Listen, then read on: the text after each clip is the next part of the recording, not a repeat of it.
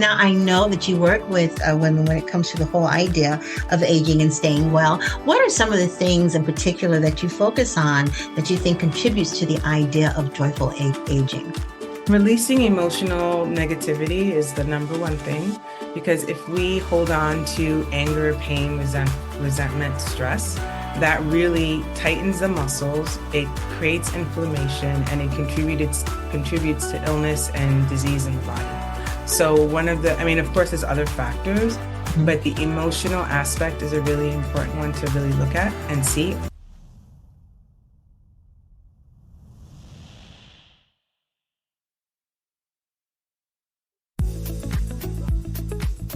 Hi, I'm Glennis Woods Mullins, and I love to help women to vibe, to be more vibrant, intuitive, beautiful, and empowered in midlife. So come on, let's vibe.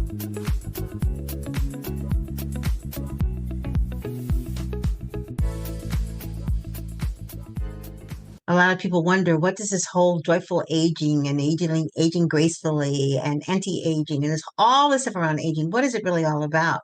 Why do we seem to be so preoccupied with that? And I think one of the reasons is because what's going on is people like me, 67, us baby boomers are not going away. We're still here. And the other thing that a lot of us get is, oh my goodness, you don't look your age. And I always wonder, well, what does age look like? I think many times people are talking about you don't look your age based upon their expectations. And if we take a look at that, a lot of that has to do with the things we've learned over the last 40 years or so in terms of what we need to be doing in order to be more vibrant, more intuitive, more beautiful, more empowered, in order to vibe, which is something I talk about all the time. So that's why I'm so excited to talk specifically about the idea of joyfully aging, what that really means with Carine Camaro. She is the founder of Carine, a lifestyle brand whose mission is to help women to celebrate aging through beauty and wellness. She's also an acupuncturist and a healer. And it's so wonderful to have you here on the Vibe Living podcast. Thanks so much for being here today. Thank you so much for having me.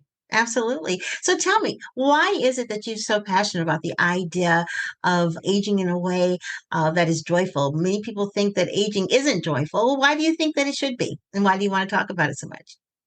Well, I think it's so important to bring joy into your life and love into your life. And as we age, the cultural norm is life starts to stop when you hit a certain age, especially for women, where society has put a lot of pressure on our and value on our beauty and child rearing. And at a certain point, it's like globally or I guess in our culture, our Western culture, then it's like kind of like, okay, you're old, kind of push you away now.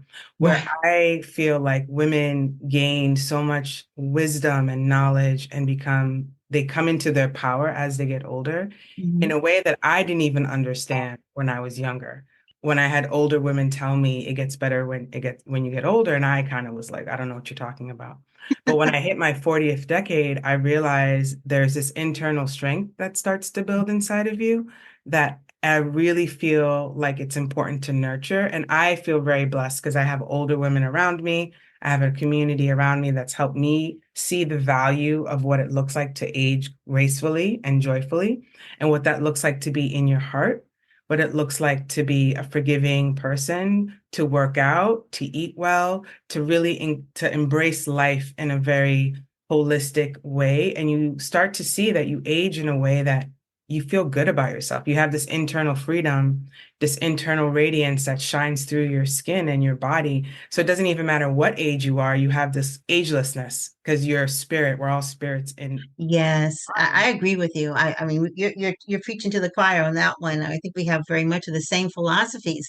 Now, I know that you work with women when it comes to the whole idea of aging and staying well. What are some of the things in particular that you focus on that you think contributes to the idea of joyful aging?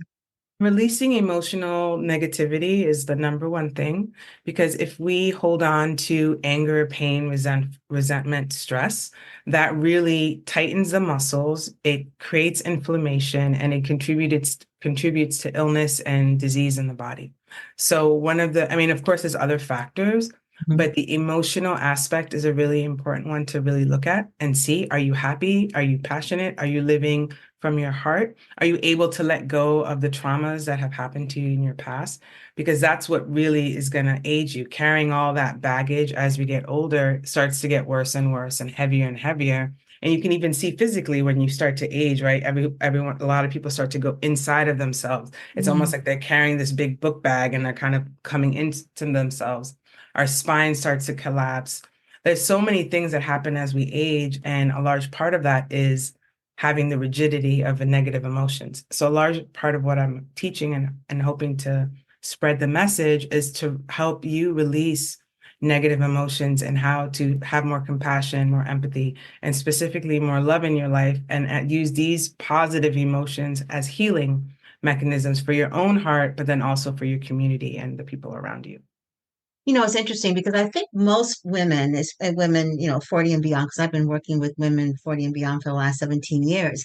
And I think some of them inherently know this. But the issue comes in, oh, how do you do it? How do you release those negative emotions? How do you eradicate, things that would put you into a chronic disease path? Or how do you let go of the trauma? Basically, how do you peel back the layers? And of course, identifying the fact that, yeah, this is what's wrong with me is one thing. But the next thing is having something that is easy to understand and that is easy to implement so that it can really make some differences in terms of your aging journey. Based upon that, what kinds of things do you do with your clients to kind of help them maybe make those incremental changes in their lives so that they can begin to see some and feel differently? That's a great question. It really depends on the individual, but generally I say, there's a lot of things that have happened in our lives, right? So it's impossible to focus on all of them at the same time. So the number one thing I say is to start focusing on one thing that you can work on. For instance, if you have an issue with your sister or your brother, like one relationship in your life, let's Mhm. focus on that one relationship, because how you do one thing is how you do many other things, and focusing on how can I forgive this person? And what does that look like? What are the steps for forgiveness? It could look like, okay, like what are ways that I've learned from this relationship? So you can be very mental about it and maybe write Mhm. things down, what this person did to me. How can I let these things go? Can I really forgive them? So you start going through different methods in your mind of how you can forgive this person. Sometimes you can speak to them, sometimes you can't. It's really not about that. It's really about how can you let go of this pain inside your heart? Like, so for instance, I worked on forgiving my father. So I went through this whole practice of really breaking down all the things I felt he did to me when I was young. Each event, Mhm. like he did this Mhm. one thing, he beat me at this moment. Okay, how can I forgive this moment? What was he going through? What was I going through? How can I let this specific thing go? And I just would go on hikes and I would just think about it and be like, okay, I'm letting this go. I'm putting this out on the earth. God, take the wheel. I want to forgive my father. And I really wanted to forgive my father. So it took me like a year to really work this out. And I knew I forgave him because we had a conversation. And Mhm. literally, I felt this whole energy lift off my body. Isn't I that was, amazing? it was so amazing. I was like, Yes, it is something as simple as that. And I read a book once and I gave it to my niece and now I don't see it here. I usually always keep it on my desk. It's called The Body Keeps a Score. And yes. it talks about trauma and how trauma impacts certain parts of our body. And one of the things I think is really interesting in terms of the skills that you have is how it could possibly help when it comes to releasing traumas. And that's acupuncture. How do you use your practice of acupuncture to help women release some of these negative emotions and trauma? Mhm.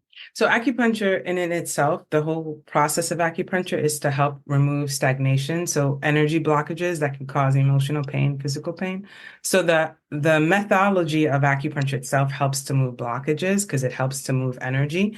And so for me, I focus on different parts of the body that are affected by, if usually people are coming to me because they have some kind of pain somewhere, and ultimately choosing points that are specific to help move emotions. All the meridians are associated with a specific emotion. So, for instance, anger is one that people often feel where you get the tight shoulders, the jaw that Right. okay. Hmm.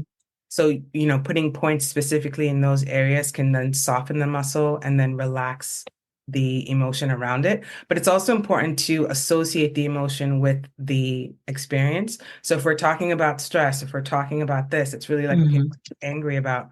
Then we're putting in the points in, and then you're relaxing. So you have to kind of have a connection in your mind about what you're releasing as well, because that also Mhm. helps the body release it more.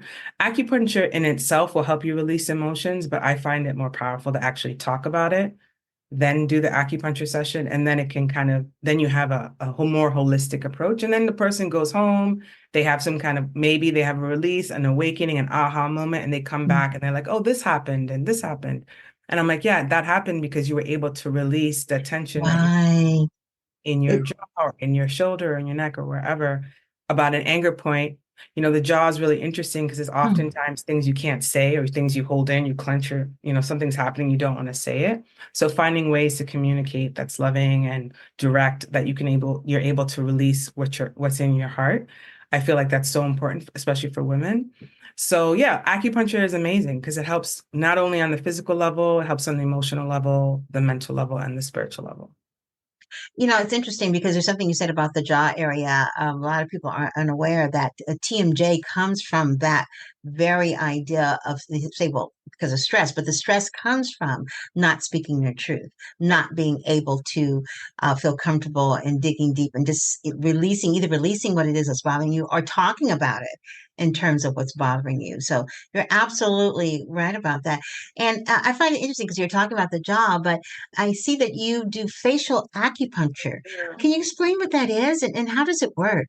So facial acupuncture is amazing because we have the facial muscles work a little differently than the body muscles. So the skin in our face moves with our muscles, which is not the case in our body. Our muscles move differently than our face. So the face is very much way more expressive, which is why we get wrinkles on our face. Mm-hmm. And I love to treat the face because it releases so much emotions. Like we're so expressive in our face.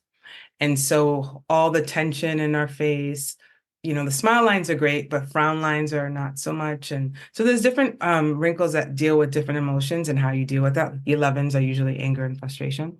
But so there's the cosmetic side, of course, that helps with fine lines and wrinkles. But then for me, what's I find to be the more powerful part is releasing facial tension, softening the face, and then Mm-hmm. at the same time working with the emotional aspects of what's going on in your life.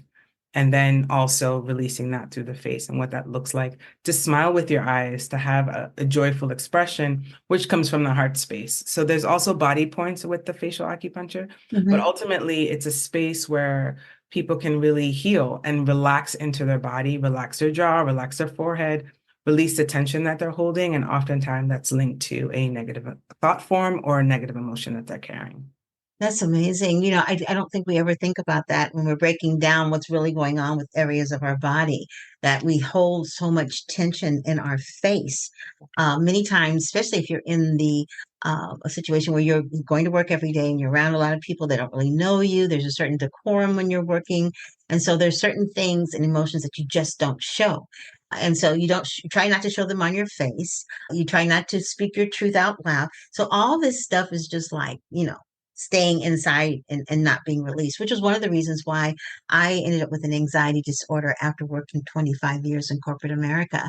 And I found for me, the only way to ultimately heal was to go away from that for a year and begin several holistic practices to help deliver me from anxiety. And now, 17 years later, I'm about 99% anxiety free.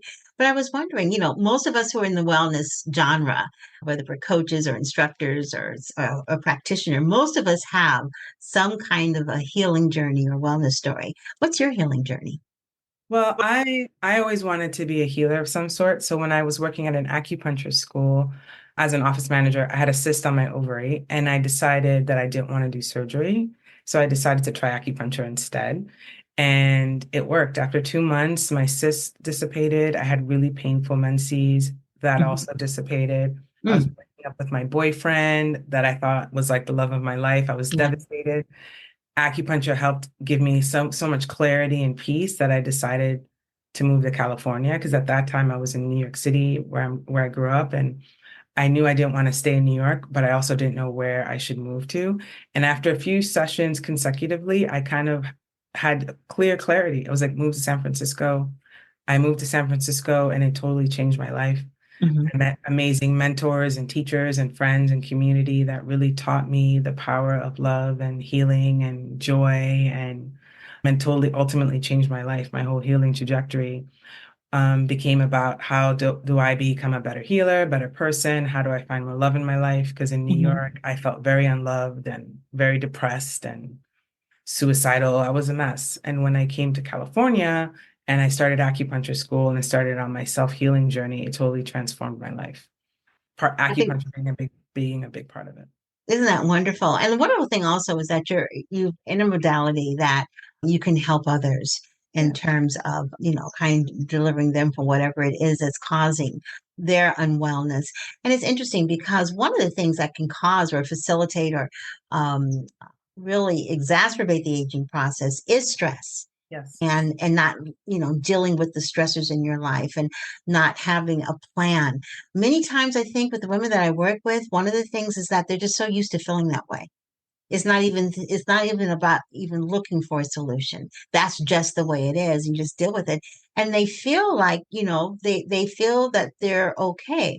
But I know from, just the age that I am, that by the time you get my age, if you've been on chronic stress for 20 something years, things are going to start going awry. So what kinds of maladies and issues have you seen with women who are aging when it comes to stress? How is it impacting their bodies with your experience? Well, I would say the biggest issue is almost always chronic pain. I think that's the one Mm, that drives people the most into my office is they have chronic neck pain, shoulder pain. If they are still bleeding, their menstrual cycles can be all over the place, painful, heavy bleeding. This doesn't always have to always link to stress, but for some women it is. Digestive disorders, migraines, headaches. Overall, I'm unhappy with my life and nothing's happening. Low libido, like it seems like their life feels very dull, black and white. There's no color. And they have this very, okay, I guess this is my life. I have kids, they're growing up, I'm married. mhm, Okay. And for me, that's why the joyful part is so important, is because to really help infuse that joy. Because in our 40s, a lot of my clients in their 40s and 50s, if you live to 90s, you still got 50 years on this planet. Do you really want to stay in this space? And, really looking at it from a place of, okay, what can we do? One incremental change can we do? Like you're getting acupuncture, great. What about walking? What about drinking more water? Sometimes the basics are so important, and even the basics people don't do. Like working mhm, out for me, I tell people that's if you can't do anything else, like you need to just work out. Like walking, anything, movement is so important. So it's really about giving them hope and giving them a vision of you can have a different life. Like you can be joyful, you can be older, you can be fabulous, you can wear mini skirts, you can do whatever you want. I think having that ability to think and imagine that your life can be different is so important. And also having people that are here for you and cheer for you and a support community. I think this is so important. I think when women are in community and they see, oh wow, my neighbor, look at her, look at her. Wow, they're uplifting. They're not, it gives you hope and ideas of wow, I could live a different way. That's why when I have friends that are in their 70s and they look amazing, I'm like, oh wow, I mhm, could still hike up mountains at 70s. Sure. My friend is 70, she's going hiking. I can do it mhm. too. So I think also Absolutely. having community of people that are also living in a way that align with who you are is really important. So that's why I feel like building community is so vital. I agree with you. That's one of the reasons why I started a membership program because having people around each other with like minds, women with like minds who are supporting each other, sharing information. I was going to ask you about the joy quotient though. You talk about joyfully agents aging, and we talked about ways that you can do that. But if you were to give your top three things that women can do to have more joy in their life, what would that be? What would that look like? I would say the first one would be telling yourself you love yourself, like something as simple as putting your hand over your heart and being like, I love you. Like Mm, really infusing love into your body and into your cells. I think that's important to really start to see yourself as a loving human being and that you're a spirit of love. So that'd be the number one thing. And for some people, that's hard to even say that to themselves. So sometimes I tell women if they have a hard time saying that, maybe say something like, "Oh, I'm kind," or "I'm empathetic," or whatever the word is that you can identify with if mhm, love feels too intense, or "I like you." mhm, Start there. So whatever feels comfortable, I would start affirming yourself. Another one which tends to be triggering for women, is to look in the mirror when you're naked and to say, I love you to all the body parts. Mm, A lot of us have a hard time accepting our body, specifically when we start aging and things start looking different, things are hanging different. Those are the times where you start looking in the mirror and be like, I love you. I love you breast. I love you stomach. I love you. I love you rolls. I love you thighs. Really accepting your body the way it is, because that's also part of self-love, is really accepting your body. So that's another one. And the third one is, I would say, is to have fun, is to find something that hmm brings you joy. hmm It could be something as silly as dancing in your living room, coloring, whatever. Like anything that puts a smile on your face, like watching kitty videos, it doesn't matter. Like whatever you can find that is going to make you smile, hmm do that for a few minutes a day. Like I if think you, that's wonderful. And yeah, I always tell people one way to bring joy into your life is to find something that makes you laugh, even if that means watching an old movie right. or new movie, any kind of funny movie, anything that's funny. And then in the same token, not watching those things that you know are going to upset you, that are negative, that are going to put you in that space of being angry. I know that having a lot of anger can age you. I mean, all the way just down to how you're holding your face when you're Right. angry, it causes more wrinkles. What is that statistic that talks about it takes so many more facial muscles to frown than it Yes. does to smile, which is interesting. And it's amazing how when you are smiling at others, you get that smile back. And it's kind of like a symbiotic kind of thing. You know, you're smiling to other people to help bring more joy to you so that they'll smile back, so that you could feel better. How have you been able to use like the Eastern philosophy practices that you use holistically and the Western health practices? How do you merge those two so that you can get a really good outcome for your clients? Well, for me, how I use the Western modality is in their diagnostic tools. So a Hmm lot of times, if I'm working with, for example, a woman in perimenopause, it's really hmm nice to have her labs, right, to know hmm what her hormonal levels are. So that's what I would use, that information, and how can we then I tailor the acupuncture session to support her hormones, and or supplements or herbs to also support if she doesn't want to go on hormones. So for me, the Western model is really important in that case for all the diagnostic tools. So if the doctor is like, okay, this is our treatment protocol, then I'm like, okay, how can I support you on the Western side, on the Eastern side? So if you're taking medication for high blood pressure, all these things, we're going to do a holistic treatment, but also maybe help you treat your side effects. If you can't sleep because your medication is doing this, I could support you in that way. So for me, I think it's more of a partnership. So if you're on a Western plan, I fully support that. I think it's important to take your medications and hmm do all of hmm that. But at the same time, I think it's really important to also do the holistic, working on your energy, getting all of that situated, and also releasing those emotions. Because you'll find if you change your lifestyle in terms of food, exercise, mindset, spirit, you may or may not, but you may need less of your Western medication. And that's the goal, right? So that you can not be so dependent on it. I feel like Western medicine is a blessing, but I also want people to be free of it if they can. Yeah, I believe in the integrative approach when it comes to your wellness. And I believe that really all women should have a team of people that they go to see their nutritionist, their gynecologist, their health coach, maybe a holistic practitioner when it comes to acupuncture or essential oils, aromatherapy, or a massage therapist. And people say, oh my God, that costs a lot of money. But well, it depends on how you look at it. I always say it depends. You can either pay for it on the front end or the back end, but guaranteed you're going to pay something. And I would venture to say that your end of life expenses are a heck of a lot more money and a lot less fun because you're not there than actually investing in yourself while you're on this side of the dirt, as they say. It's really interesting to talk with you, Karina, and I want to make sure that everyone knows that her information is on the show page, her website, her social media. Do you take clients that aren't necessarily where you are? Do you have an online practice as well? Yeah, I totally can see people online. I also do energy healing and coaching. So I can work with people online, and then we can talk about different lifestyle options and ways that you can heal emotionally to get to that space of joyful aging and joyful living. I mean, I call it joyful aging, but it's really joyful living because we're all aging Yes. every moment.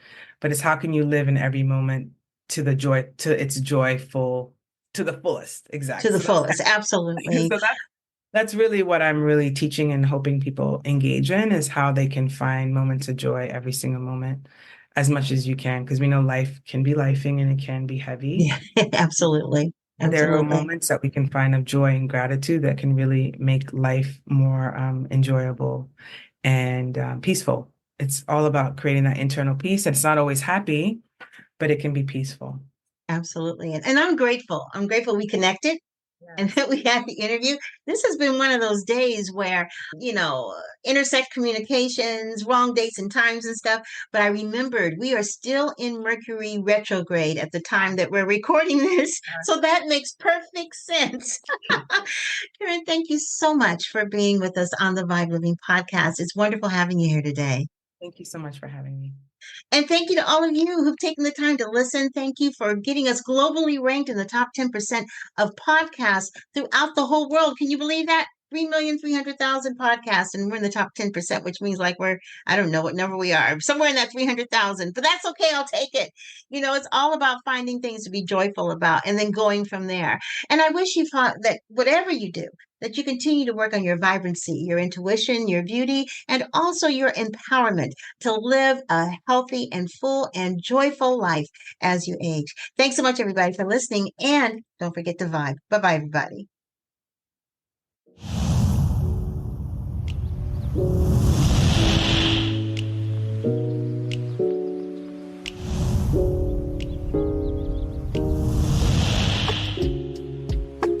Thanks for listening to the Vibe Living Podcast. And don't forget to subscribe, like, and comment, and share this podcast. Have a fantastic day, and don't forget to vibe. Bye-bye, everybody.